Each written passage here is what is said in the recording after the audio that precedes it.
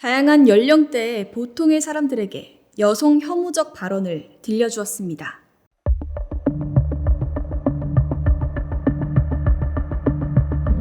여자애가 앉을 때 조심해서 앉아야지. 다리를 쩍 벌리면 안 돼.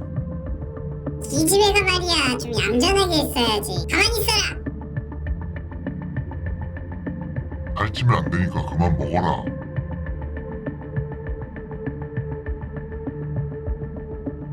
걔는 좀 특이해. 파란색을 더 좋아하고 로봇만 가지고 논다니까. 친구들이 분홍색 옷만 입어서 밖에 나갈 때는 분홍색 옷도 좀 입더라. 파란색보다 분홍색을 좋아하게 되는 것, 공주가 되고 싶어하는 아이, 얌전하고 이쁜 존재가 되고 싶어하는 여자아이는 그렇게 태어났을까요? 프랑스의 철학자 시몬드 보부아르는 여성은 태어나는 것이 아니라 만들어지는 것이라고 말하는데요. 여아는 가정 내에서부터 수동성, 절제에 대한 강조를 통해 남성과 여성이 다른 것이라는 인식을 습득하게 되며 여성으로 자라난다고 말하고 있습니다. 특히 언어를 배우는 과정에서 이런 과정이 두드러지게 되는데요. 언어를 배우는 과정에서 의식적으로 여성이 어떤 것인지 학습하게 되고 여성을 구성하는 언어는 주로 남성이 아닌 남성과 다른 것들로 분류되며 여아가 수동성을 학습하고 절제를 가지게 된다고 말하고 있습니다. 앉을 때 조심해서 앉아라. 여자애가 다리를 쩍 벌리면 어떡하니? 안에 바지는 뭐냐? 치마 제대로 안 입어? 불편하다고? 솔직히 여학생은 치마만 입는 거야. 밤늦게 여자애가 어딜 나가냐. 위험하다. 치마는 왜 그렇게 또 짧아? 다이어트 좀 해야겠다. 넌 눈이 작으니까 쌍꺼풀 수술 해줄게. 쌍꺼풀 수술 했니? 좀 성형 티가 나네.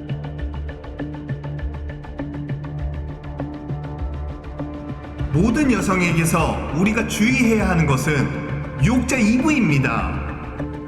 여성은 순결해야 합니다. 여아는 점차 자라면서 종교적인 차원에서 여성 혐오적인 발언을 들을 수도 있습니다. 남성을 유혹한 최초의 여성 이브, 월경하는 여성의 신체에 대한 혐오, 그리고 처녀의 몸으로 잉태한 마리아를 중심으로 순결한 처녀성에 대한 찬양까지요. 신화적으로 최초의 여성인 판도라도 세상의 모든 악을 불러오는 존재였습니다. 신화적, 종교적으로 여성은 유혹하는 존재, 불경한 존재이며 동시에 순결해야 하는 존재로 그려져 왔고 아이는 그러한 환경 아래에서 여성 혐오를 경험할 수 있습니다. 그렇다면 청소년기에 가장 많이 시간을 보내는 미디어상에서는 어떨까요? 인터넷을 통해 쏟아지는 화려한 아름다운 여성들이 보입니다. 허리는 더 얇게, 엉덩이는 더 크게, 말랐지만 가슴은 풍만한 이미지들이 가득 채우고 있는데요. 조금이라도 살이 찌는 모습을 향해 악플이 달리기도 합니다. 이러한 각종 미디어의 여성 대상화를 통해 여성성에 대한 편견이 구성됩니다.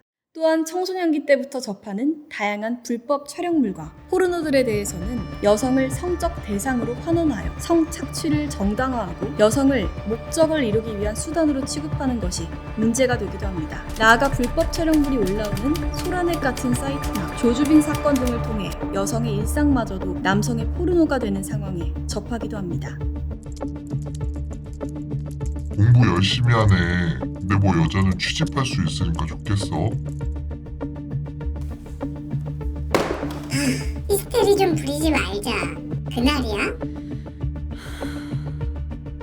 솔직히 일 열심히 안 하잖아요. 저는 여자 대표지만 여자 직원은 안 뽑아요. 죄다 좀만 일 가르치면 애 낳는다고 그만두니까. 회사 입장에서 뽑기도 좀 그래. 결혼 늦게 할 거라고? 애도 젊을 때 낳아야 건강하지.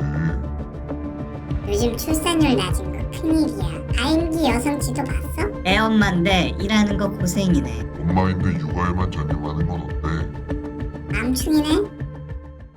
취업시장에서 여성은 여전히 유리천장 혹은 기울어진 운동장을 경험하게 됩니다. 여성의 교육 수준이 신장되고 각종 고시에서 여성의 합격 비율이 높아졌으나 면접을 통해 입사하는 많은 직업군에서의 여성의 비율은 현저히 낮습니다. 이러한 사회적 현상 이면에는 철학적 차원의 여성 혐오도 찾아볼 수 있는데요. 철학자들은 대자연을 어머니, 마더 네이처로 비유함으로써 자연과 여성을 동일선에 놓고 대지의 생산과 여성의 출산을 비유하며 육체로서의 여성성을 강조해왔습니다. 철학의 대가 아리스토텔레스부터 교육의 대모인 루소에 이르기까지 저서를 통해 여성의 열등함을 강조한 목소리들이 많았고 여성과 남성을 각각 감성과 이성, 수동성과 적극성, 육체와 정신을 대변한다는 철학적인 사유로 인해 여성에게 절대적인 모성성을 강조하고 결혼과 출산에 대한 강요가 이어져 왔습니다.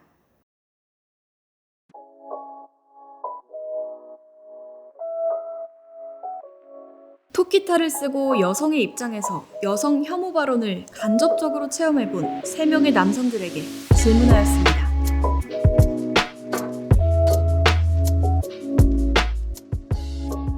안녕하세요. 아이 역을 맡은 8살 이정민입니다. 안녕하세요. 16살 안영현입니다. 연기하고 있는 권기하라고 합니다. 32살입니다. 아예 이런 걸 하나도 안 들어봤어요. 그냥 내가 마음대로 하고 싶은데 못하게 하고 너무 속상했어요. 나는 그냥 저거 만지고 싶은데 인형 만지라고 하니까 짜증나고 그래가지고 화나고 그랬어요. 네, 있어요. 촬영 대기 시간에 누나가 마루 인형 가지고 와서 같이 가지고 놀았어요. 네, 여자애들만 그냥 이렇게 좋아하는 거니까 저는 만질 수가 없죠. 그냥 한 번만 만져보니까. 파란색은 남자고, 그다음에 분홍색은 여자니까, 그다음에 여자가 약하니까, 그다음에 무거운 거 들 때 힘들 때 내가 도와줘야 된다. 이런 걸 들어본 적 있어가지고. 여자애들이 더 힘이 센데요. 파슈라하면 날라갔어요. 저 진짜 너무 힘이 세가지고.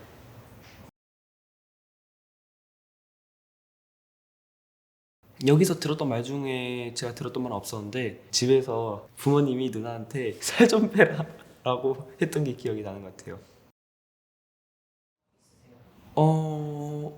예를 들면 뭐 어디선가 초등학교 때 들었던 것 같아요. 친구들에서 부모님이 집안일을 잘해야 하니까 뭐 청소를 해라, 살 빼라, 아니면 화장 좀 적당히 해라? 왜냐면 화장을 좀 많이 하니까 그러니까 화장을 좀 적당히 해라 라는 말도 들었던 것 같아요. 남자애들 친구는 진짜 화장을 안 하는 것 같아요. 편하게 진짜 그냥 너무 편하게 다녀가지고 화장한 애들은 못 봤어요. 일단 남자는 키가 커야 되고 여자를 만약에 싸울 때 절대로 여자를 떼면 안 된다 이런 말을 학교에서도 듣고 집에서도 들었던 것 같아요. 누나랑 진짜 많이 싸웠거든요. 베개 가지고 막 이랬어요. 그때 부모님께서 남자는 여자를 때리면 안 돼! 라고 하셔가지고 그때 들었을 때 아무 생각 없었거든요. 그래가지고 딱히 저한테는 뭐 마음의 상처라든가 그런 거 없었어요. 비슷한 것 같아요. 뭔가 너는 하지 말아야 돼. 남자는 이걸 하면 안 되고 여자는 이걸 하면 안 되고 이걸 해야 되고 이걸 잘해야 되고 되게 이렇게 말하잖아요. 그 사람들이 생각하는 남자는 이렇게 있고 여자는 이렇게 있는데 그거를 강요하는 것 같아요. 그러니까 비슷하다? 다 사람마다 다른 거니까 그런 것들을 이제 이해해주면서 서로 이제 화합하면서 살아가야 되지 않나 그런 생각이 든 것 같아요. 강요를 하지 말자 한마디로.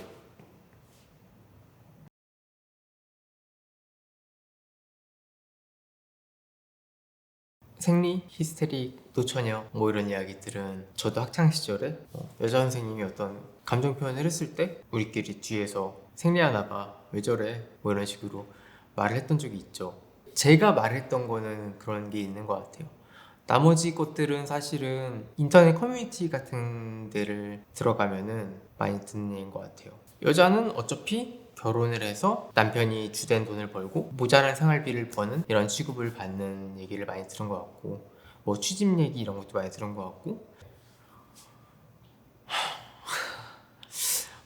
제가 한 6년쯤 전에 여성들을 위한 도색 잡지 컨셉의 잡지에 참여한 적이 있는데, 젖은 잡지라는 잡지인데, 그거 작업한 이후에 어떤 커뮤니티나 SNS 같은 데서 성희롱을 많이 들었던 것 같아요. 참여한 남자 배우 보고 싶다, 부숴버리고 싶다 라든가 뭐 그런 식의 얘기들을 많이 들었고, 그때 굉장히 많이 충격을 받았던 기억이 있습니다. 저는 굉장히 귀중한 경험을 한 것 같아요. 남자로서 잘 듣기 힘든 말들을 들은 건데, 일반 여성들은 사실 늘 듣는 얘기라고 생각하거든요. 뒤에서 뭐 요즘 뭐 단톡방 유출 같은 데서 드러나는 얘기들도 많죠. 뭐 제 섹시하다, 제 가슴이 크다, 예쁜데 가슴이 없다, 뭐 이러면서 막 평가들을 하잖아요. 그런 거를 남성으로서 체험해본 계기였고, 솔직히 모멸감도 느꼈고, 그런 중에 그래도 뭐 물리적으로 내가 피해를 입을 일은 없겠지라는 생각을 하긴 했어요. 왜냐면 보편적으로 성범죄에는 여성을 향해서 일어나는 경우가 많기 때문에 그랬던 경험이었죠.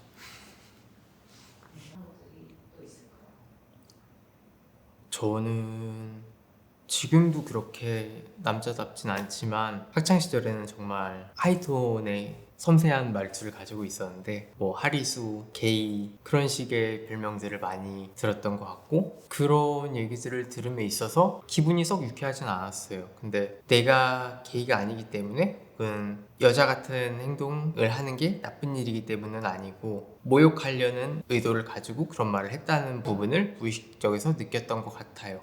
남성에게 향하는 성차별적인 말들은 어떻게 보면은 남성을 힘있는 존재로 가정을 하고서 말하는 것들이 많거든요. 이 정도는 해야지, 남잔데, 남자니까 번듯한 직장이 있어야지, 재력이 있어야지, 남자다워야지, 무거운 건 남자가 들어줘야지, 이런 식의 책임을 질 수 있고 능력이 있어야 되고, 이런 말들이 더 많았던 것 같고, 반면 여성에게 발화되어지는 그런 성차별적인 말들은 겹치는 부분이 있다고 하여도 뉘앙스가 좀 바뀌었던 것 같아요. 참아야만 하는 존재니까, 약한 애니까, 여자니까 조심해야지, 조심해야지라는 말, 남자니까 듬직해야지랑 정반대되는 그거잖아요. 너는 약자고 받쳐주는 존재이고 아름다워야 하는 존재이고 너는 이래야 해 라는 말들이 더 많았던 것 같아요. 사실 들으면서 상황에 집중을 하려고 노력을 했고 많이 스트레스를 받는 말들이었고, 남자로서도 비슷하면서 전혀 반대의 것들을 많이 듣는데, 어떤 하나의 원인에서 두 가지 방향으로 그런 나쁜 말들이 온다고 생각을 하거든요. 결국 구조적인 문제이기도 하겠지만 받아들이는 그런 생각들이 바뀌어야지 구조적인 것도 함께 바뀔 수 있겠다라는 생각을 하게 됐어요. 경험하고 생각을 혼자 해보면서. 이 다큐멘터리도 또 저도 완벽한 얘기들을 하는 게 아니고, 그렇다고 해서 틀린 얘기를 하는 것도 아니고, 이 얘기에 대한 비판? 그게 뭐 너무 여성들을 위한 얘기만 한 거 아니냐, 혹은 너무 뻔한 얘기만 한 거 아니냐, 왜 남자들만 불러놓고서 이런 얘기를 해? 라고 비판할 수도 있는데, 결국에는 그런 다양한 움직임들이 어떤 방향성을 만들어내는 거라 믿고, 이걸 보시는 분들도 겸허한 마음으로 받아들여 주셨으면 감사하겠습니다.